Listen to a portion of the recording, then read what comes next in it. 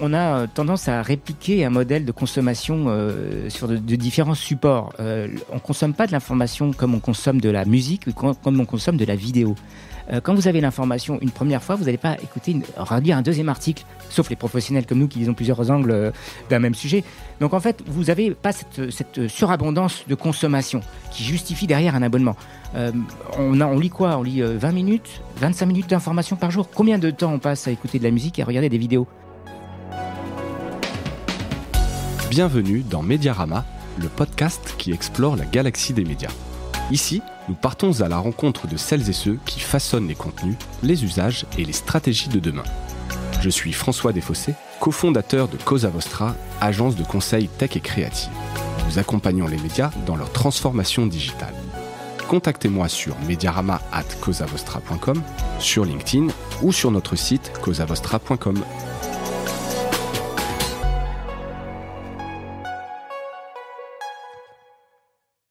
Bonjour à toutes et à tous et bienvenue dans ce nouvel épisode de Mediarama. Aujourd'hui, une pastille actu et pour cette pastille, j'ai le plaisir de retrouver Cyril Franck. Cyril, bonjour. Bonjour François.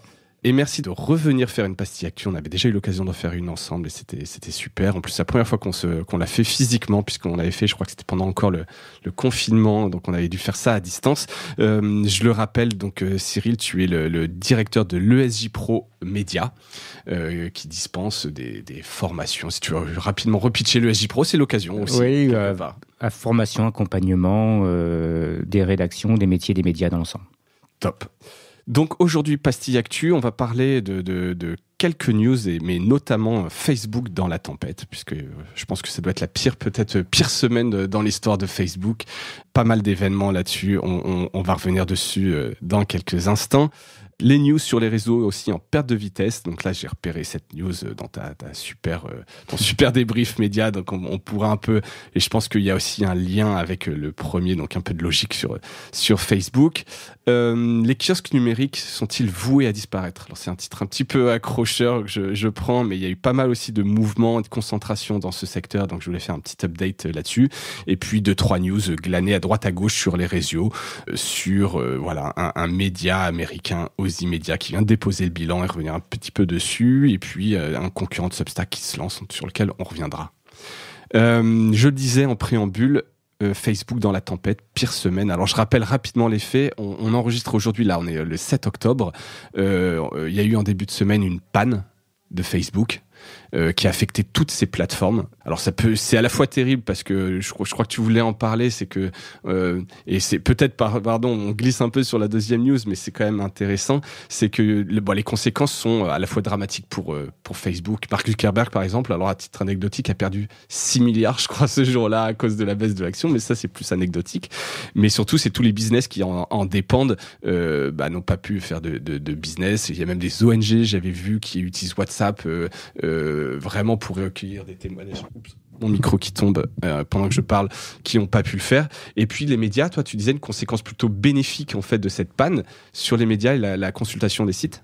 Oui, il y a, comme à chaque fois que Facebook tombe en panne, l'augmentation du trafic s'en ressent immédiatement auprès des sites médias, et j'ai vu passer une news qui évalue entre 130 et 150% d'augmentation pour certains médias de trafic entrant. Donc là on mesure bien l'impact en fait de la captation de valeur de Facebook et de ses différents sites, WhatsApp et Instagram, sur l'économie des médias. Ce qui est assez fou, puisqu'on pourrait toujours dire, ils disent que ça crée aussi de la découverte de la marque, etc., et que quelque part derrière ils renvoient le trafic. On voit que c'est pas forcément le cas, mais c'est pas le plus important en fait. C'est pas malheureusement pour Facebook le plus important et l'événement le plus important cette semaine. Il y a surtout eu en fait, et j'en avais parlé dans la précédente pastille, il y a eu un article le 14 septembre dans le Wall Street Journal qui annonçait en fait avoir eu accès à des études internes de Facebook qui montrent que l'entreprise, donc Facebook, sait que ces plateformes, et notamment Instagram qui est particulièrement visé par l'enquête, que ces plateformes sont toxiques pour une partie de ses utilisateurs, et particulièrement là aussi les jeunes filles, par rapport à l'image que ça renvoie de leur corps, par rapport à une image un peu polisser les filtres, etc., de ce que renvoie quelque part ce que devrait être la perfection du corps. Donc ça avait fait un scandale, on en avait parlé avec Marine Dou, et en fait donc là, nouveau rebondissement le 3 octobre, le lanceur d'alerte, ou plutôt la lanceuse d'alerte, est sorti du bois. Il s'agit de Frances Haugen, ancienne ingénieure qui a passé 2 ans chez Facebook et qui annonce être la source des fuites. Elle décide à parler, et pour info, ça je trouvais ça aussi intéressant, elle s'est rapprochée donc d'une ONG qui aide les lanceurs d'alerte, Whistleblower Aid. Je trouve ça intéressant parce que déjà c'est sur les lanceurs d'alerte, on voit quand même que c'est un système qui est de plus en plus efficace. Là où, au moment où on se parle, il y a en parallèle les Pandora Papers, dont on parle même pas, mais dont on pourrait parler. Ce système commence à être bien encadré, donc les gens parlent. Et pourquoi c'est intéressant de revenir un peu sur Facebook ? C'est parce que on voit à travers tout ça cette hégémonie. Je sais pas si toi, tu as un peu suivi forcément cette histoire. Tu l'as traité, toi, dans ton débrief média, un peu l'hégémonie de Facebook dans notre système et le fait que ce soit nocif pour les utilisateurs ? Oui, j'ai pu de temps à autre parler effectivement des abus de Facebook et surtout sur mon blog.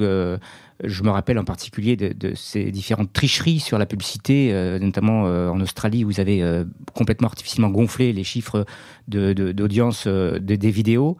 C'est pas la première fois que... Je pense que maintenant on est à peut-être 5 ou 6, 7 fois qui sont épinglés, pris la main dans le pot de confiture sur des manipulations, des malversations, etc. Mais je dirais que c'est effectivement Facebook et Google sont logés un peu à la même enseigne. Ils sont devenus evil, pour reprendre l'expression de Larry Page, je crois qu'il disait qu'il voulait pas devenir evil. Ouais, c'était leur mantra les premières années, Don't be evil.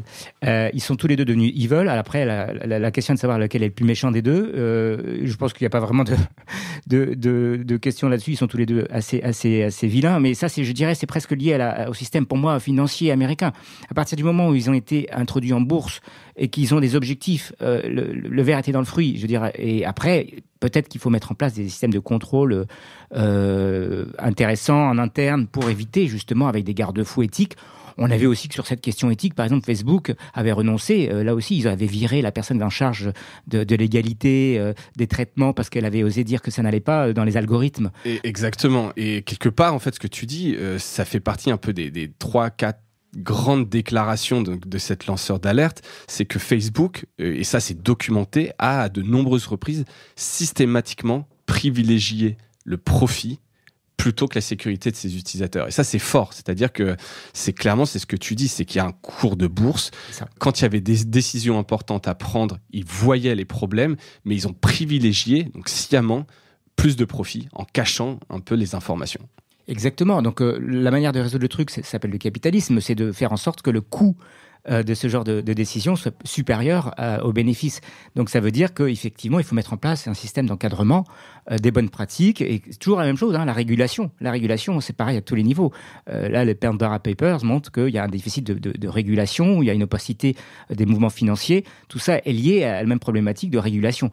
Donc on n'en sortira pas avec des bons mots, avec des bonnes actions et les 50 millions d'euros, de dollars dépensés par Facebook pour faire contre-feu, si j'ai bien compris, dans les métaverses. C'est exactement ça. Ils avaient tenté un peu d'allumer un contre-feu en expliquant ça, mais là, ça ne prend pas.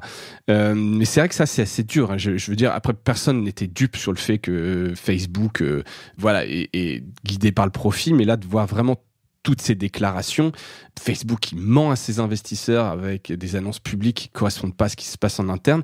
Et là, justement, par rapport entre Google et Facebook, alors j'ai une vision externe, mais ce qu'ils expliquaient quand même, c'est que Google a plus on va dire, de mécanismes un peu de contrôle que Facebook, qui serait une vraie boîte noire, quoi. On ne sait pas personne à l'extérieur ne sait ce qui se passe en interne. Alors que Google, peut-être, est un peu plus, a été peut-être plus scruté déjà ces dernières années. Il y a peut-être plus de mécanismes de contrôle. Pour toi, tu les mets dans le même panier ? Je sais pas. En fait, je suis pas un expert effectivement de la hiérarchisation. Je vois que Google a des pratiques qui sont parfois aussi contestables. Maintenant, effectivement, ils ont été quand même moins souvent épinglés que Facebook, du point de vue purement comptable.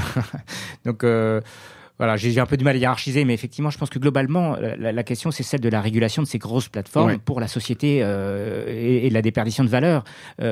Google, par exemple, si on prend des mauvaises pratiques, est réputé, connu pour faire de l'évasion fiscale ou faire de l'optimisation fiscale. Ça dépend comment on voit les choses. De quel côté tu te situes? De quel côté on se situe, mais effectivement, c'est des centaines de millions de dollars, d'euros qui sont mis à côté, qui servent pas à financer les services publics, par exemple. Enfin voilà, il y avait, je me rappelle, un petit jeu qui avait été développé, qui était super malin, un espèce de Space Invader, où on voyait les gros vaisseaux méchants qui étaient représentés par Google et Facebook et qui tiraient sur des petits bâtiments qui étaient situés un peu plus bas et qui étaient représentés par l'école, le service public, la municipalité, la bibliothèque. Et à chaque fois, ils tiraient pour tout l'argent qu'on met pas dans les services publics, qui sont évadés fiscalement par les grosses plateformes, eh ben ils vont pas dans les services publics. Donc ça, c'est aussi ça la question. Comment fait-on pour réguler? C'est une question qui intéresse énormément le Congrès américain. Ouais, ça fait partie effectivement des points. Et donc justement, le lanceur d'alerte s'exprimer devant le Congrès. Le 6 octobre, donc la veille du jour où on enregistre. Et tu sens qu'il se professionnalise aussi, le Congrès. Je regardais un petit peu par rapport à des séances qu'il y avait il y a quelques années. Tu sens que là, à la fois républicains et démocrates font front parce qu'il y a ce besoin de régulation, effectivement, entre l'évasion fiscale, la manipulation des opinions, la non-lutte sérieuse contre les fake news. Dans les déclarations donc de Frances Haugen, elle dit voilà, l'équipe de contre-espionnage est complètement sous-staffée. Elle peut pas gérer les menaces de pays comme l'Iran, la Chine et la Russie. Donc malgré toutes ces déclarations que l'algorithme maintenant privilégie, etc., on voit en fait, je vais pas dire qu'ils ne savent pas ce qu'ils font, mais grosso modo, tu as de la fake news, tu as la manipulation de l'information, et c'est assez grave pour nos démocraties, plus le côté fiscal dont tu parles, quoi. Oui, alors c'est vrai que par rapport à cette notion d'actu, je crois que les plateformes sont les premières embêtées avec cette notion de fake news et de dissémination des mauvaises informations. C'est pourquoi la semaine dernière ou celle d'avant, je crois, Facebook a annoncé qu'ils allaient officiellement diminuer le reach des news qui parcourent son réseau. C'est assez paradoxal parce ils en ont besoin à la fois pour alimenter la conversation sociale. Et en même temps, c'est quelque chose qu'ils maîtrisent pas du tout et qui leur revient un petit peu en boomerang dans la figure, sur lesquels ils sont obligés d'expliquer auprès des parlementaires américains et européens. Mais la vraie, je pense, la tendance, ça va être effectivement d'avoir de moins en moins d'actu politisée sur ces réseaux-là, parce que trop dangereuse, sujette à la critique, et de plus en plus d'édulcoration, de divertissement, de LOL, et je suis pas sûr qu'il faille s'en féliciter sur le long terme aussi pour nos sociétés. Effectivement, en tout cas, c'est plus facilement monétisable parce que c'est ce qu'on appelle la fameuse brain safety, c'est moins anxiogène, et je pense que si on peut, à la lumière de ce qu'on apprend sur Facebook, tu dis que c'est plutôt parce que s'ils feraient peut-être plus de profit ou qu'ils ont plus à perdre effectivement en mettant de la news que réellement se dire qu'ils veulent lutter contre des fake news et compagnie. C'est ça, ils vont utiliser un argument d'intérêt collectif. Je pense que derrière, c'est des intérêts économiques comme toujours. C'est terrible, ça, quand même, quand on dit ça. Mais c'est la réalité. Mais tu te dis, voilà, c'est quand même intéressant la notion de service public, à quel point quelque chose qui est omniprésent. Je crois que c'est 3,5 milliards d'utilisateurs, les plateformes de Facebook. Donc c'est un humain sur deux qui utilise ces produits-là et qui, quand ça tombe, n'a plus accès. Pour eux, c'est Internet, c'est leur clé d'entrée. Ouais. À quel point il faudrait réguler et que ça devienne un service public et que tu peux pas laisser ça aux mains d'un seul homme presque, parce que Mark Zuckerberg, ce qu'on lit à travers toutes les déclarations, c'est quand même, il est omniprésent, c'est quand même lui le grand architecte des algorithmes, etc. Donc le côté evil dont tu parles, il est sacrément omniprésent, quoi. Internet, c'était quand même quelque chose de décentralisé, et tu réalises que là, c'est complètement l'inverse en fait qui s'est passé, quoi. Oui, tout à fait. Oui, c'est ça. Les commerçants ont repris la main sur l'idéologie, l'utopie un peu libertaire, libérale des origines. Ça, c'est assez clair. Et effectivement, on a assisté dans les années 90, je crois, au démantèlement d'AT&T. Le Congrès américain se pose la question de est-ce qu'il ne faut pas démanteler les géants, à commencer par Facebook, vu l'importance considérable qu'ils représentent désormais dans les économies, dans la vie des citoyens, et avec le risque effectivement qui est très important pour eux, qu'ils écrasent la concurrence. Oui. pourrait parler d'Amazon, on pourrait parler Oui, c'est vrai, ils sont pas les seuls. Tiens, en parlant d'Amazon, je ne l'ai même pas cité, mais je sais pas si tu as vu ce matin le piratage, énorme piratage de Twitch. Toutes les données de Twitch ont leaké ce matin, le code source, tous les revenus des streamers, etc. Et pareil, apparemment, c'était pas géré aussi bien qu'Amazon en termes de sécurité. Je sais pas si ça t'étonne ou si voilà, si c'est une news parmi d'autres sur le piratage. Ah oui, c'est vrai. Alors oui, il y a depuis. Enfin, je savais pas. J'apprends. Merci, ouais, mais c'était vraiment ce matin. Mais effectivement, il y a de plus en plus de fuites comme ça. C'est le risque également d'avoir des géants qui ont de plus en plus d'informations, de data sur les utilisateurs. Aucun système n'est totalement verrouillé, on le sait. C'est une question de temps, de moyens qu'on considère, qu'on met en œuvre pour briser un verrou. Et voilà, c'est des risques. Plus vous centralisez, plus vous mettez ça entre les mains de gens dont on ne connaît pas vraiment le fonctionnement, plus il y a des risques de breach, de rupture, quoi. Ouais. Et là, apparemment, vraiment en interne, c'était pas du tout les politiques de sécurité d'Amazon. Twitch était un peu à part et tout le monde pouvait un peu copier en interne. Il n'y avait pas de protection contre le piratage interne, qui est toujours, et voilà. Donc, on a accès maintenant à tous les revenus de tous les streamers. C'est intéressant, je vais regarder ça. Ouais, écoute, tu verras ça et peut-être te reconvertir dans le streaming parce que on parle de revenus pour certains en millions, et en même temps, c'est du chiffre d'affaires, ils le méritent. J'ai aucun problème avec ça, mais c'est plutôt intéressant et je me dis que là, il y a quand même un CTO qui doit avoir un petit peu chaud ce matin. Voilà, il va y avoir des oreilles qui vont chauffer. On reste sur les news, les réseaux sociaux rapidement. Donc cette news que j'ai repris de ton débrief sur les news qui sont en perte de vitesse sur les réseaux sociaux. Donc c'est selon Pew Research, les Américains s'informent, donc ce qui a été fait aux États-Unis, puisque les Américains s'informent moins qu'avant sur les réseaux sociaux. Et on voit, à part TikTok, sur lequel tu vas revenir, sur tous les réseaux sociaux, la consommation a baissé entre 2021 et par rapport à 2020. Pourquoi c'est important de le noter et quelles sont tes conclusions là-dessus ? Alors, c'est juste, pour l'instant, à ce stade, c'est juste un état des lieux. Et il y a effectivement une baisse très, très, très importante sur tous les réseaux, excepté TikTok, on va revenir. Mais est-ce que c'est la conséquence d'une normalisation, finalement, de la consommation d'informations après la période extrêmement anxiogène où les gens se sont surinformés, finalement, pour se tenir au courant pour des raisons de sécurité personnelle? C'est possible. Il y a aussi potentiellement une espèce de repli face à cette information, ce besoin d'aller vers de l'information moins chaude, moins anxiogène. Et ça, on le retrouve effectivement dans la percée très notable de TikTok, qui est sur un angle plus de divertissement, de plaisir. Et voilà, moi je regarde pour l'instant avec attention. Si ça se trouve, la période présidentielle la séquence présidentielle qu'on va vivre va redonner de la vigueur à l'actualité sur les réseaux et sur les plateformes, c'est possible. Ou alors on est sur une tendance un peu déclinante de l'information chaude, anxiogène, sur laquelle on n'a pas prise. En fait, il y a une sorte de globalement, si je regarde sociétalement ce que disent les jeunes et globalement les études, on sent quand même que les gens ont de moins en moins envie d'être sujets à des informations sur lesquelles ils n'ont pas de prise. L'impuissance génère, le sentiment d'impuissance politique d'ailleurs, génère un désengagement vis-à-vis de l'information en général. D'accord. Ok, donc ça c'est effectivement intéressant. Ce qu'il faudra aussi voir, c'est si ce désengagement sur les réseaux se transforme par une plus grande consultation directe des médias, comme tu le disais, que tu l'as cité quand il y a eu la panne générale de chez Facebook, ou si globalement les gens se désengagent et en fait consomment moins de news tout court, et l'épiphénomène, comme tu disais, d'une année 2020 assez exceptionnel en termes de consultation des news, dû au Covid, où les gens ont eu besoin de se renseigner. Donc on manque peut-être un peu de recul pour analyser cette étude. C'est un peu trop tôt, mais moi ce qui m'a surtout marqué, c'est qu'effectivement TikTok se distingue très largement. Et comme TikTok est véritablement sur un angle de beaucoup plus de plaisir, je me dis c'est à surveiller, quoi. Ouais. Parce que ça veut pas dire du tout, pour être clair, le déclin des réseaux sociaux. Non, du tout. Bien au contraire, même, il y avait ce graphique qui montrait que les réseaux sociaux comptent encore plus vite des millions d'utilisateurs. C'est que l'adoption est encore plus massive et qu'on voit un TikTok en 5 ans qui passe la barre du milliard d'utilisateurs. Donc, il y a encore un énorme engouement sur les réseaux sociaux.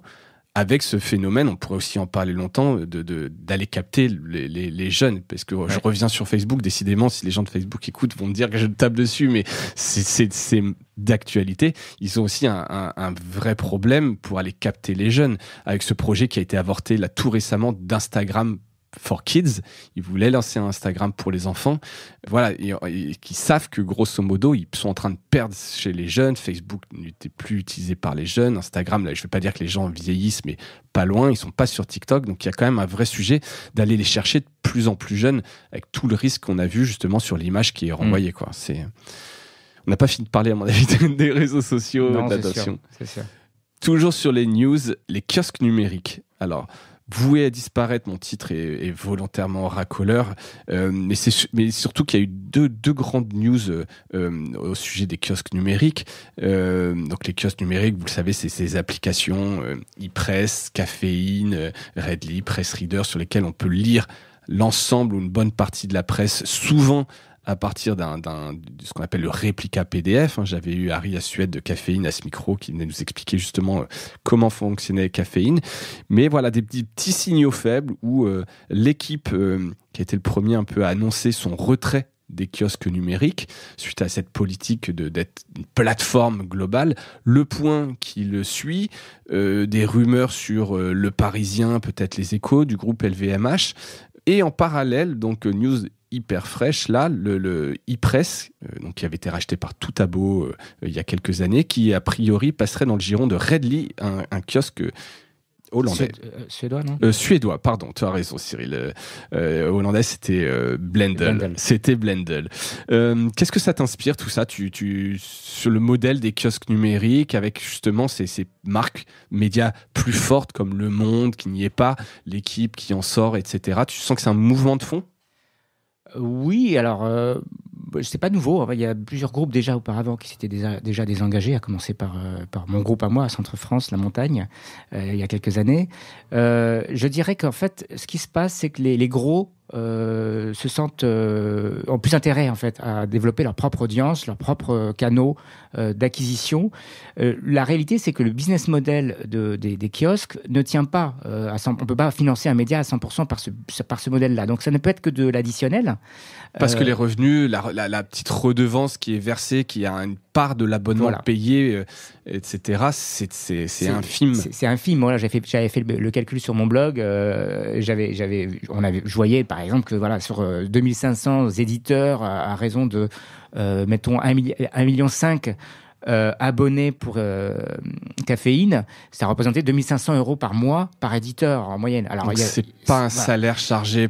C'est ça. C'est même pas une personne. C'est même pas une personne. Donc bon, après il y a évidemment des différences. On sait bien entre les gros qui vont être beaucoup mieux payés que les petits, mais quoi qu'il en soit, en tout cas, le business model montre très clairement que ça peut pas être un axe majeur de financement des médias. Donc les gros, ils ont plus intérêt à développer leur propre audience, se poser la question aussi de l'accès aux données, les données utilisateurs, de ce qu'on fait de ces données, qui accède, à qui elle appartient, est-ce que c'est un abonné du kiosque? Exactement. Mais en même temps, c'est le titre. Et donc pour toutes ces raisons, effectivement, je comprends que les gros s'en aillent. Après, moi aussi, j'avais interrogé Harry et également le directeur général de e-press, Jean-Frédéric Lambert. Exactement.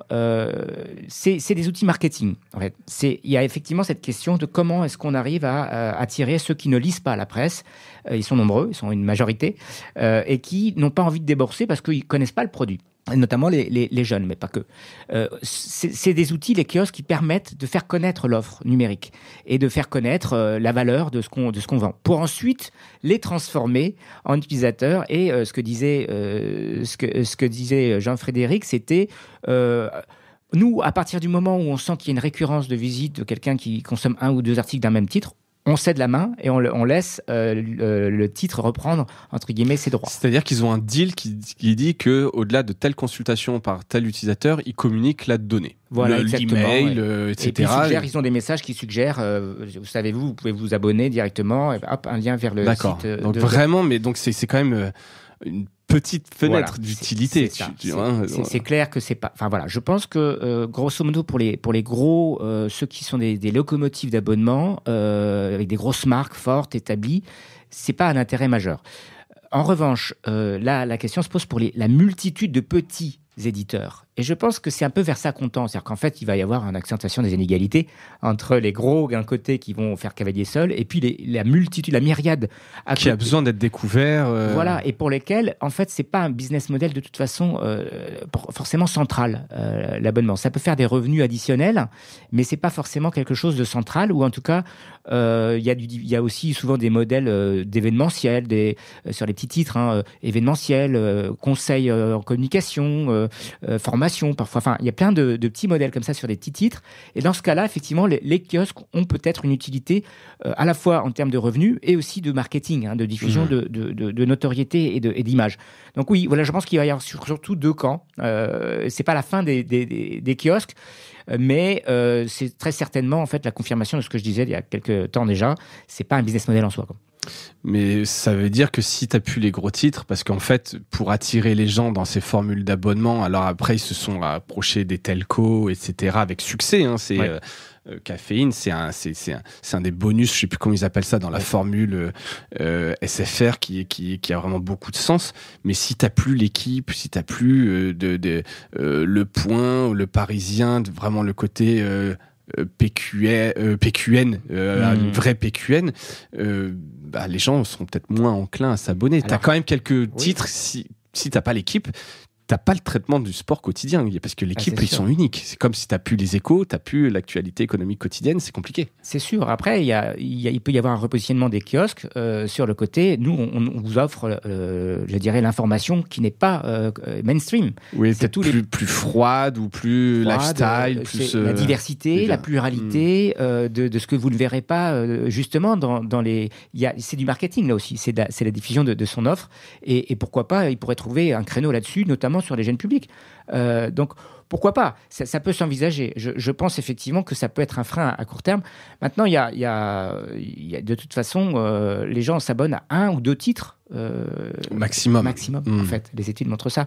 Donc, avoir un abonnement qui concentre une multitude de petites choses intéressantes, notamment sur le plan local, ou des choses comme ça, pourquoi pas ?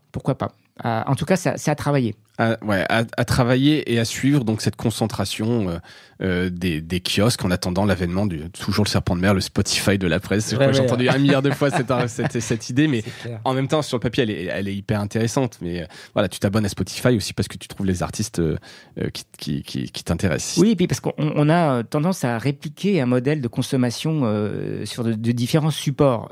On consomme pas de l'information comme on consomme de la musique, comme on consomme de la vidéo. Quand vous avez l'information une première fois, vous n'allez pas relire un deuxième article, sauf les professionnels comme nous qui lisons plusieurs angles d'un même sujet.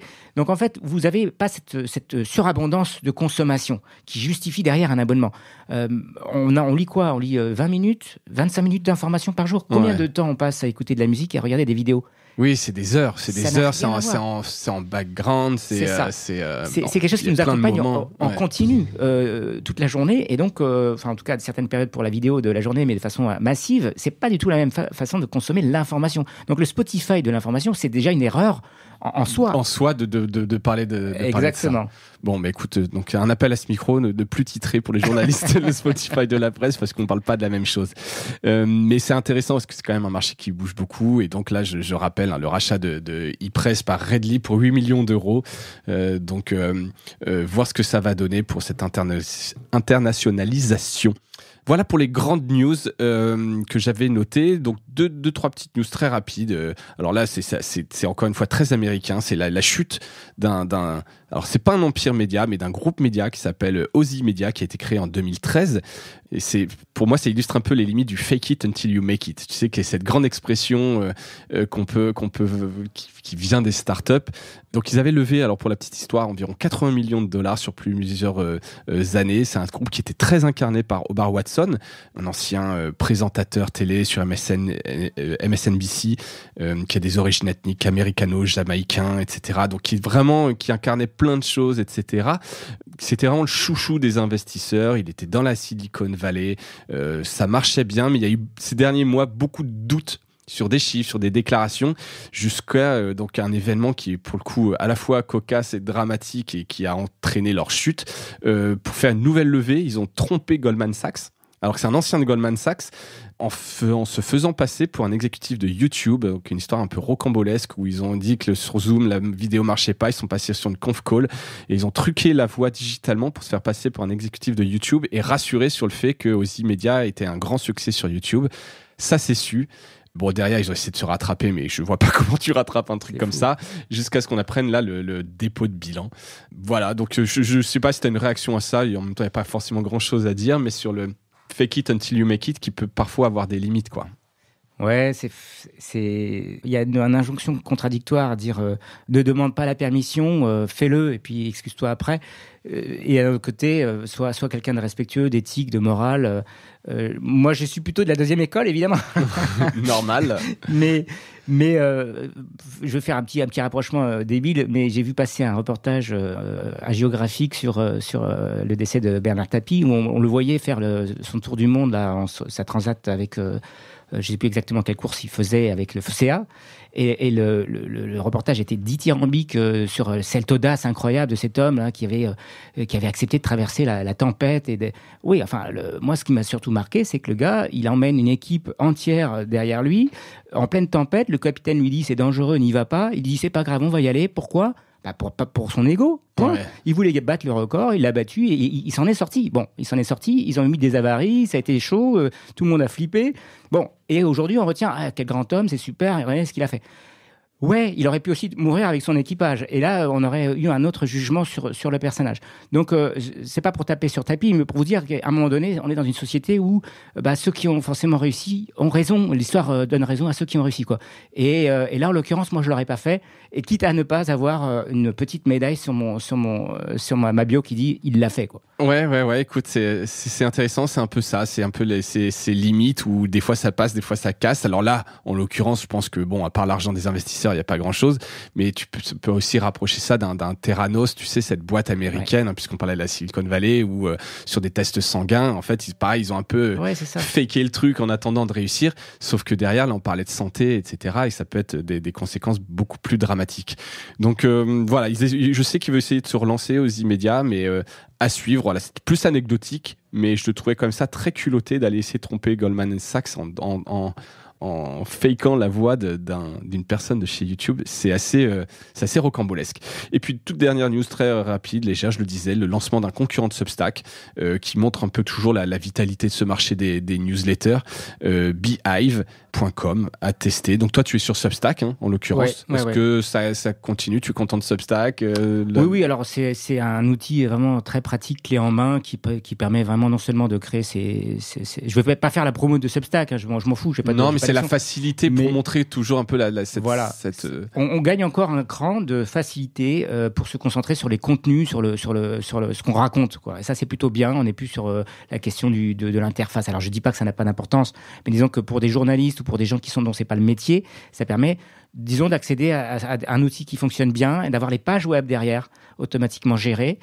Donc, c'est un outil vraiment de facilitation de diffusion en général. Un cran de plus que MailChimp, qui était déjà une révolution. Un cran de plus à chaque fois. On va dans les outils no-code de plus en plus qui facilitent l'accès du plus grand nombre à la diffusion, à la production de contenu, sachant que dans le plus grand nombre, on retrouve toujours les mêmes quand même.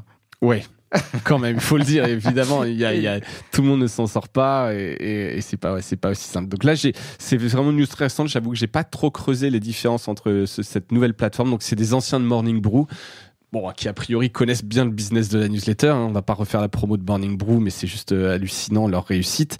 Voilà, la vitalité de ces newsletters, de la passion economy, la creators economy aussi qu'on appelle parfois. J'ai eu l'occasion de revenir dessus. J'aurai l'occasion de revenir dessus encore à ce micro. Mais donc, un nouveau venu dans le monde de ces plateformes. Voilà, c'est tout pour aujourd'hui. Eh ben merci François. Écoute, merci à toi Cyril, c'était toujours un plaisir donc pour ces grands news, signaux faibles qui font ce monde des médias. Merci d'avoir écouté jusqu'au bout et je vous retrouve très vite pour un prochain épisode. N'hésitez pas à partager, liker, commenter, mettre une note de 5 étoiles, ça m'aide toujours. À bientôt, salut. Au revoir.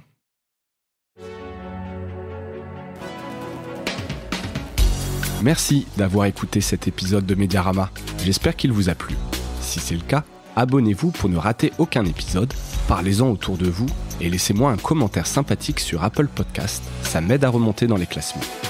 N'hésitez pas non plus à le partager autour de vous, chaque nouvel auditeur intéressé est une victoire. Si vous avez besoin d'un accompagnement tech et créatif, que ce soit pour votre stratégie de présence en ligne, la refonte de votre site ou encore l'obtention d'une subvention, n'hésitez pas à me contacter à l'adresse mediarama@causavostra.com. À bientôt!